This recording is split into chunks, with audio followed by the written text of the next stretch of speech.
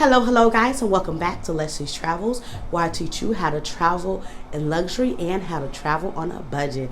Thank you guys so much for joining on this beautiful day. Please feel free to subscribe, like the video, and comment down below if you have any questions about any of the adventures I have been on thus far, or if you simply have questions about some of your own travel adventures that you think that I can help you with. Alright guys, so this video is going to be dedicated to my very first trip to Amsterdam. It was, let's say the least, amazing. But yeah, so this video is going to be broken down into this trip, it's going to be broken down into two different videos, all right? This very first video that I'm giving you guys today is going to simply give you guys pricing points about how much I spent on my hotel fees, as well as how much I spent on my flight fees. So stay tuned to the end, and I will give you guys exact price points of how much that I spent.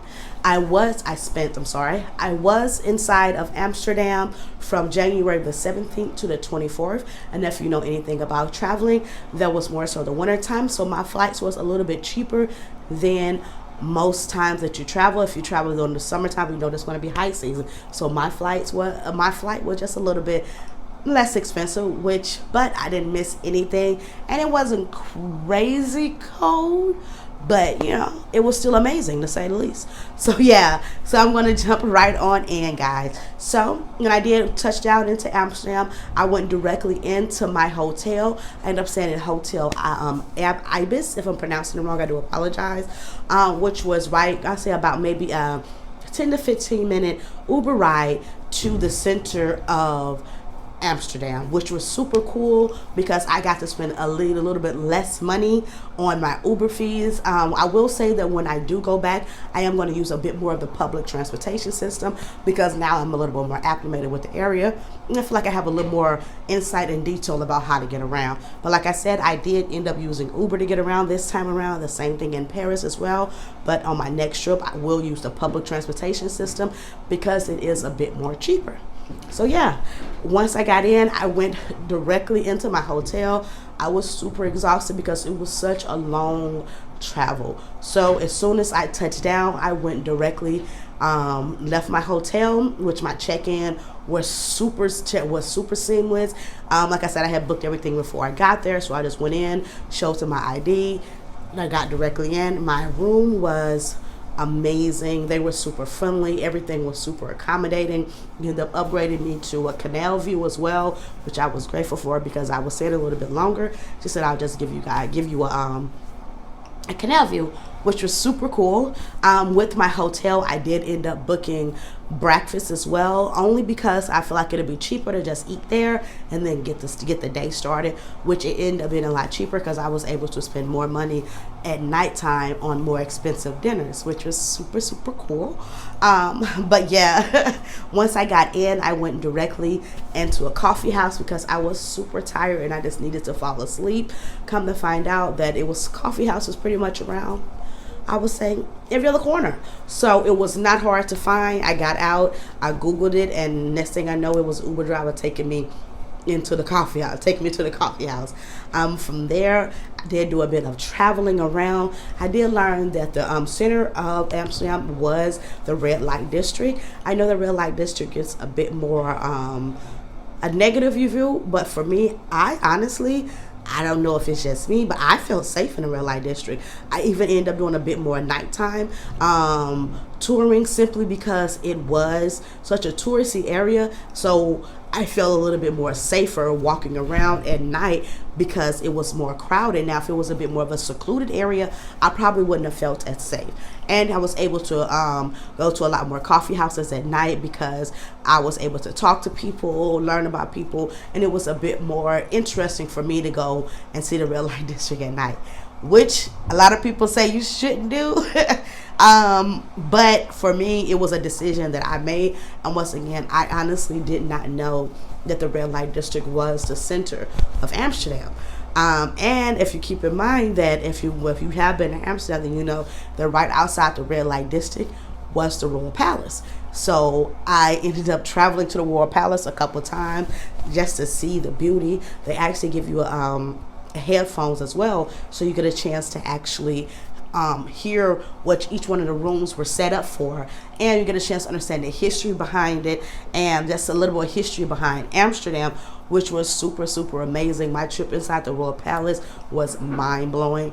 I had so much fun just walking around and just seeing so much of the beautiful art and the architectural work that happened to build this amazing palace. It was crazy. Little stuff that I didn't know about Amsterdam, that Amsterdam was one of the first places to outlaw slavery, and for me it was like I wouldn't have had even known a lot of stuff that I learned from me going to the Royal Palace. And once again, the Royal Palace is located outside the red light district, so who would have known that the red light district was the center of Amsterdam? But yeah, it was super cool just to get a chance to experience everything. And like I said, I personally felt safe walking around the red light district.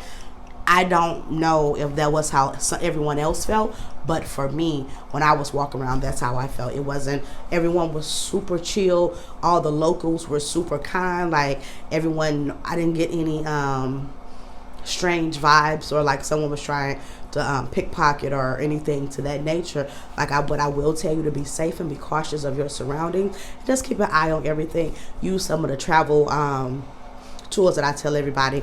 Don't keep anything in your back pocket. Of course, like even if you don't have that vibe, or there's something that's going to happen, just be safe and be cautious. But yeah, so now we're going to get right on into some price points. I make this very simple for you guys. So for my flight fees, I spent about $600, maybe $700 for my flight, which was super good. Like I said, I was there from January the 17th to the 24th. From there, I did in it for my hotel fees. It was $103 a night, so that was about maybe $1,200. But keep in mind that I did choose to include my breakfast fees as well. That was something I made decisions. You probably can get it for a little bit cheaper if you choose not to include that, you know what I mean? And you also have the option that you can do hostels. For me, that was a decision that I chose to make because like I said, I want to figure out about ways for me to save money and better ways for me to get around, as well as far as traveling. And I want it to be located, that's why I want it to be located inside of the center of Amsterdam. So like I said, there are other hotels, of course, that are located a little bit further out. Like there was a decision that I made to stay closer for me to be able to get around. But yeah, to keep in mind that for everything I probably spent for hotel fees and for flight fees, I spent about maybe $1,700 to $1,800 if you include my excursions, which I did choose to do a photo shoot there as well, simply because I hardly ever get a chance to get photos of myself, and so I've kind of started to make it a thing that when I go places to just do a photo shoot, take one of my days that I'm there and just do a photo shoot, so I can just get a views of myself when I'm traveling. Because keep in mind that as a solo female traveler, I'm so engulfed with the area and just the nature and just so excited to be there that I rarely get pictures of myself. It's always pictures of the surroundings as well. But yeah, including that, so $1,700 for hotel and flight, and my excursions, I probably spent about $2,200, which was super, to me, inexpensive.